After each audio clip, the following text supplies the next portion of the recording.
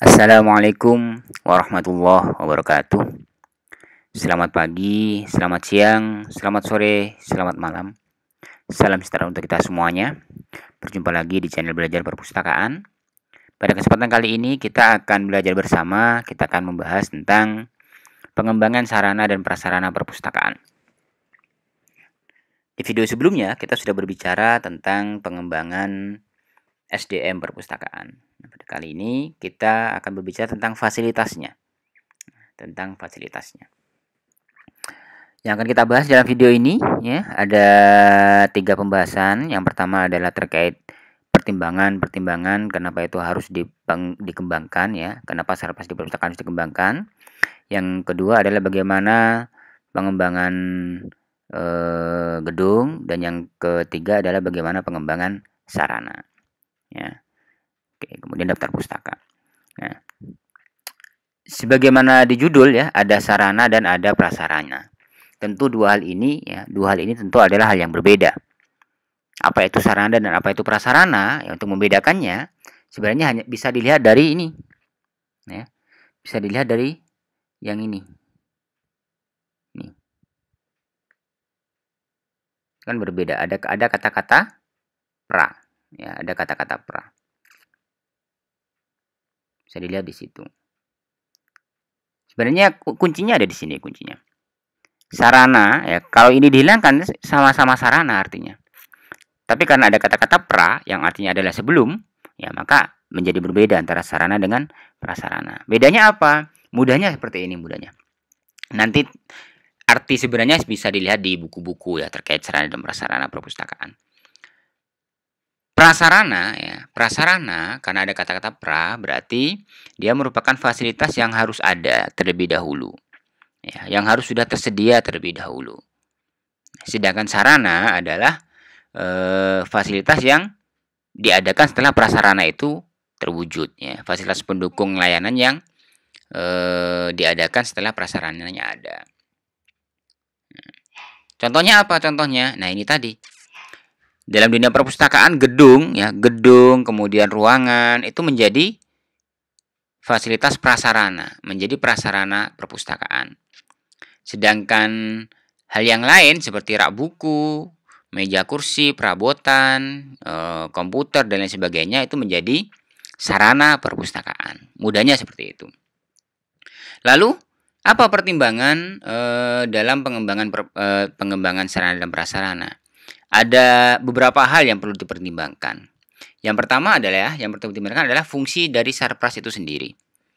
Sarpras di perpustakaan ya berfungsi untuk mendukung layanan yang tersedia. Jadi tanpa adanya sarpras maka layanan yang diberikan ini istilahnya tidak akan bisa terwujud dengan optimal. Misalnya di perpustakaan ada yang namanya layanan sirkulasi. Ya, ada layanan sirkulasi. Untuk mewujudkan layanan sirkulasi, ya, tentunya perlu bagian sirkulasi, perlu adanya meja sirkulasi di situ misalnya. Nah, bagaimana akan mewujudkan layanan sirkulasi jika meja sirkulasinya saja tidak ada, tempat untuk melayani saja tidak ada, kan susah. Hal lain misalnya, salah satu layanan perpustakaan itu adalah layanan baca di tempat misalnya. Layanan baca di tempat. Ternyata setelah didatangi perpustakaan tersebut, ruangan untuk membacanya tidak ada. Bagian dari gedung perpustakaan yang untuk membaca itu tidak ada. Semua isinya rak buku semuanya. Sehingga tidak ada tempat untuk membaca. Maka layanan baca di tempat akan sulit untuk terwujud. Kenyamanan pemustaka untuk membaca di tempat tentu akan terganggu. Oleh karena itu, sarpras yang ada itu harus didesain sedemikian rupa, ya, harus ditata sedemikian rupa sehingga mampu menjadi pendukung dalam pelayanan perpustakaan.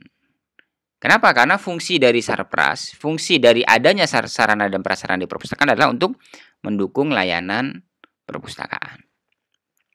Kemudian pertimbangan yang kedua adalah pertimbangan prinsip pengelolaan sarpras. Prinsip pengelolaan sarpras. Ya, jadi prinsip ini tidak hanya menjadi prinsip pengelolaan sarpras perpustakaan saja, tetapi juga menjadi prinsip pengelolaan sarana dan prasarana pendidikan. Ya. Yang pertama adalah prinsip pencapaian tujuan. Sarana dan prasarana yang ada di perpustakaan itu ya digunakan untuk mencapai tujuan dari perpustakaan itu sendiri. Digunakan untuk mencapai tujuan perpustakaan itu sendiri. Misalnya kalau tujuannya adalah otomasi, maka sarana otomasinya harus ada. Misalnya perpustakaan ini ingin pengelola perpustakaan ingin mengembangkan perpustakaan digital, maka sarana perpustakaan digitalnya harus ada servernya, harus terkoneksi dengan internet dan lain sebagainya. Itu. Yang kedua adalah prinsip efisien. Prinsip efisien ini dalam artian jangan sampai kemudian dengan adanya sarana dan prasarana yang ada itu justru menyulitkan. Jangan sampai kemudian dengan adanya sarana dan prasarana yang ada justru menjadi adanya pengulangan, pengulangan layanan misalnya. Contoh yang menyulitkan seperti apa misalnya? Misalnya di perpustakaan itu kan ada rak buku ya. Di perpustakaan kan ada rak buku.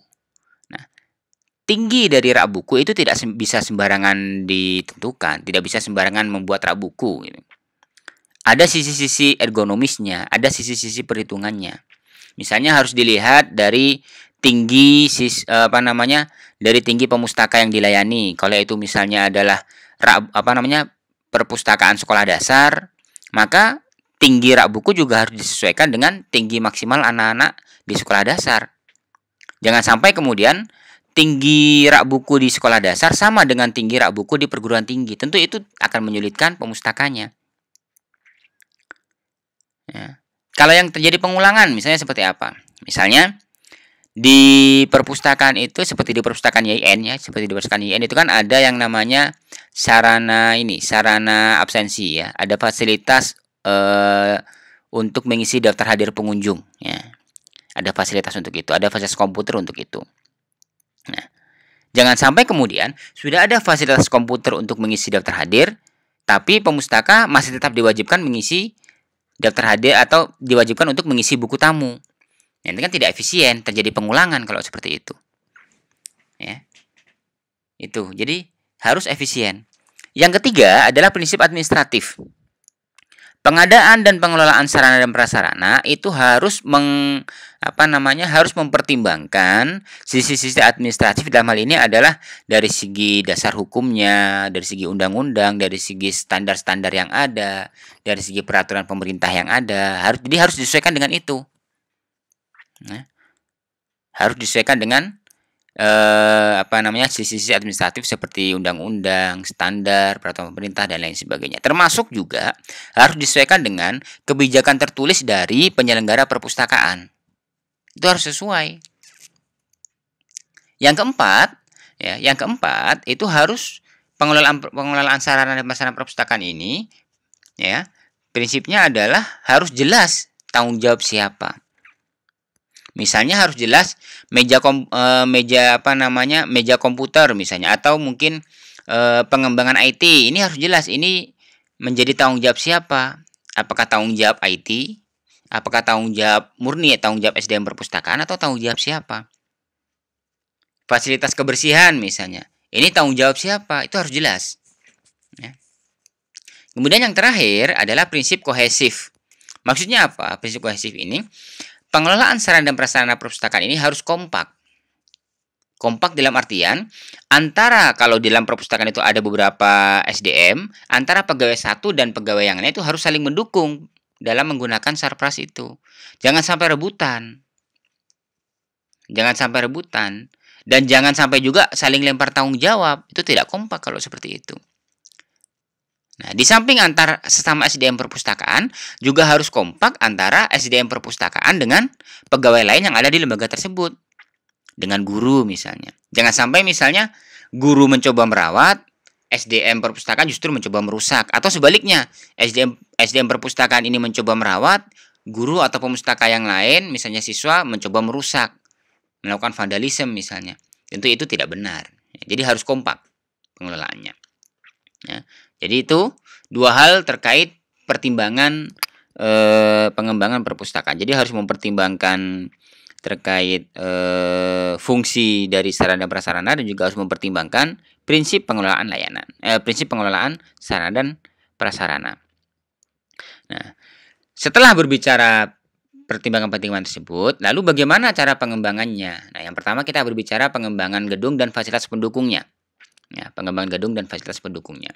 Dalam mengembangkan gedung dan fasilitas pendukung lainnya, itu perlu mempertimbangkan luasnya, luas gedungnya, atau luas ruangannya. Ya.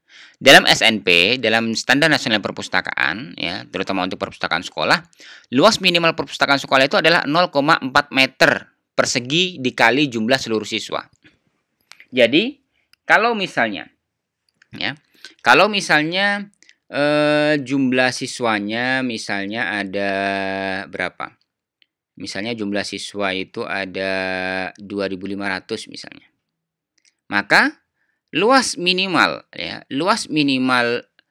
ruang perpustakaannya, gedung perpustakaannya adalah 1.000 meter persegi. Sehingga bisa memenuhi standar nasional perpustakaan. Jadi 2.500 dikali 0,4 hasilnya adalah 1.000 meter persegi. Misalnya kira-kira seperti itu. Ya. Kemudian selain pertimbangan luas juga harus mempertimbangkan area. Area apa saja yang harus ada di perpustakaan, terutama perpustakaan sekolah.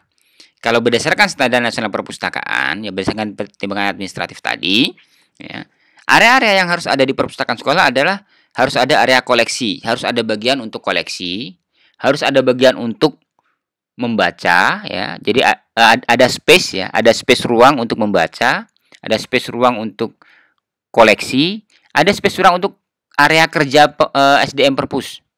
Ya, jadi ada meja, ada ruangan, ada bagian untuk SDM itu bekerja, dan juga ada area multimedia. Ada area multimedia. Ya. Jadi kelima hal ini harus bisa terwujud. Nah, ini area minimal yang ada di perpustakaan. Ya, nanti kalau ingin dikembangkan boleh misalnya, jadi boleh dikembangkan misalnya ada tambahan area perpustakaan digital, boleh silakan. Ada area diskusi, boleh silakan. Selama area minimal ini sudah terwujud. Jangan sampai kemudian misalnya area baca belum ada tapi sudah membuat area perpustakaan digital. Nah, tentu ini tidak sesuai dengan pertimbangan administratif tadi. Ya. Ini seperti itu. Nah, kemudian, ya, kalau terkait fasilitas pendukung itu juga perlu memperhatikan misalnya ketersediaan toilet. Mungkin misalnya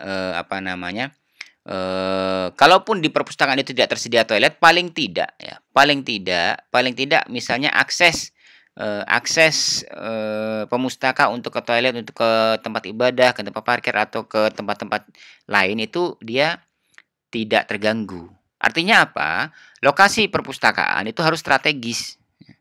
Harus strategis. Selama ini kan terkadang perpustakaan itu ada di pinggir terkadang.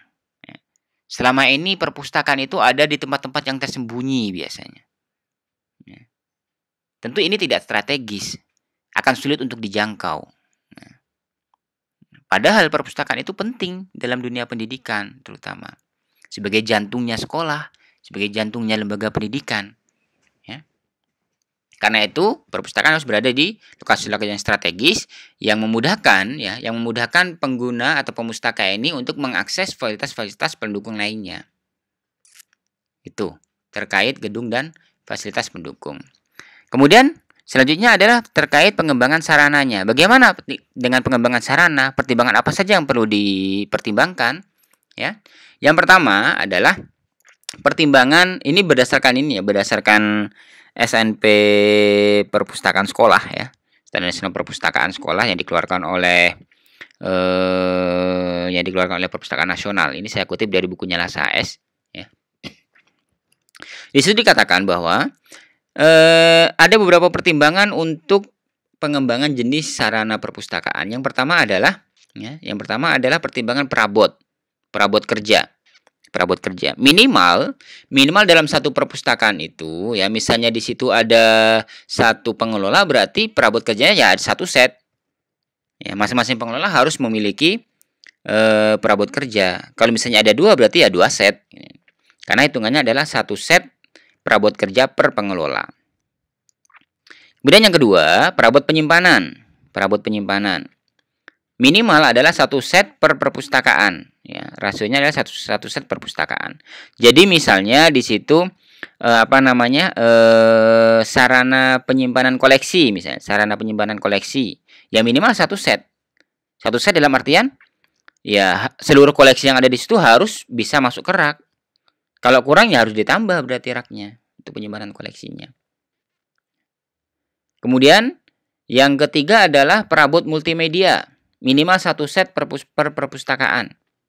Misalnya kalau perabot multimedia ini kan butuh layar, butuh untuk pemutar film, kemudian butuh untuk sound system. Jangan sampai kemudian yang tersedia hanya layarnya saja misalnya.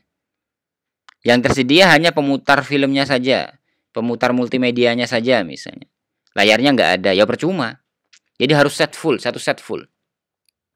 Kemudian sarana lain itu juga 1 set, minimal 1 set perpustakaan. Misalnya kalau sarana lain misalnya ada fasilitas untuk layanan komputer misalnya, ada tambahan layanan komputer, maka ya 1 set komputer, jangan hanya monitornya saja, atau jangan hanya harddisknya saja. Atau mungkin ada monitor, ada harddisk, mouse-nya tidak ada. Kalau itu komputer desktop ya susah kalau seperti itu. Jadi harus 1 set dan semuanya harus bisa berfungsi dengan baik. Ya, semuanya harus bisa berfungsi dengan baik. Nah, kemudian pertimbangan yang kedua adalah pertimbangan pengembangan yang terintegrasi. Sekarang ini kan modelnya, sekarang ini kan zamannya zaman integrasi ya. Artinya apa? Artinya tidak terjadi pengulangan pekerjaan. Tidak terjadi pengulangan pekerjaan. Sehingga diharapkan pengembangan sarana dan prasarana yang ada ini mampu terintegrasi dengan baik itu lembaga unit, lembaga induk maupun dengan lembaga lain yang berkaitan dengan perpustakaan. Misalnya dalam pengelolaan perpustakaan ya, dalam pengelolaan perpustakaan perlu yang namanya data anggota perpustakaan. Ya, perlu yang namanya data anggota perpustakaan. Apalagi ketika di situ sudah melakukan otomasi perpustakaan, maka data perpustakaan perlu diinputkan, ya, perlu diinputkan. Nah, agar tidak 2 kali kerja ya, kan data kalau dia di perpustakaan sekolah misalnya, datanya kan sama-sama data siswa yang harus dimasukkan. Agar tidak 2 kali kerja karena sudah terotomasi, ya perlu dikembangkan misalnya bagaimana caranya ketika misalnya siswa tersebut sudah terdaftar di perpustakaan, sudah terdaftar sebagai siswa di sekolah tersebut, maka secara otomatis juga terdaftar di perpustakaan, tidak harus 2 kali daftar. Jadi tidak mubazir. Ya, tidak mubazir. Selain itu juga harus bisa terintegrasi dengan kalau tadi kan contoh terintegrasi dengan lembaga induk. Selain itu juga harus bisa terintegrasi dengan lembaga-lembaga lain yang berkaitan. Misalnya sekarang kalau di dunia perpustakaan itu ada namanya OneSearch. OneSearch itu semacam Google untuk perpustakaan di Indonesia. Ya. Jadi semua data-data buku yang ada di Indonesia itu bisa dicari melalui OneSearch. Syaratnya adalah sudah tergabung dengan OneSearch. Nah, pengelola perpustakaan juga harus bisa terintegrasi dengan OneSearch.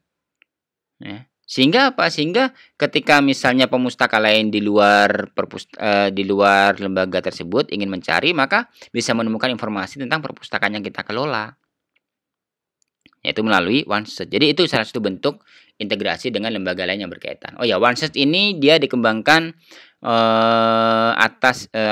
dikembangkan oleh Perpustakaan Nasional ya. Yang mendirikan itu Perpustakaan Nasional. Itu pengembangan yang terintegrasi ya, pengembangan yang terintegrasi. Nah, selain itu juga, selain harus terintegrasi ya, diharapkan bisa terintegrasi dengan lembaga induk maupun lembaga lain ya. Pengembangan sarpras juga harus ramah difabel, harus ramah dengan disabilitas, dengan penyandang disabilitas. Artinya apa? Sarana dan prasarana yang ada itu harus dikembangkan, tidak hanya mempertimbangkan siswa-siswa biasa, tapi juga harus mempertimbangkan layanan-layanan sarana khusus untuk pemustaka yang difabel.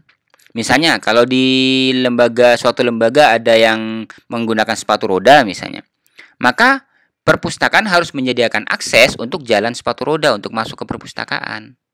Jangan sampai misalnya perpustakaannya di lantai 2 misalnya, tidak ada akses ke lantai 2 untuk yang menggunakan sepatu roda, ya. Tentu ini tidak ramah difabel. Tentu dia tidak ramah difabel. Nah, seperti itu perlu diperhatikan, ya. Itu terkait pengembangan ini, terkait pembahasan pengembangan sarana dan prasarana perpustakaan, ya. Semoga bermanfaat. Kurang lebihnya mohon maaf. Selamat pagi, selamat sore, selamat pagi, selamat siang, selamat sore, selamat malam. Wassalamualaikum warahmatullahi wabarakatuh.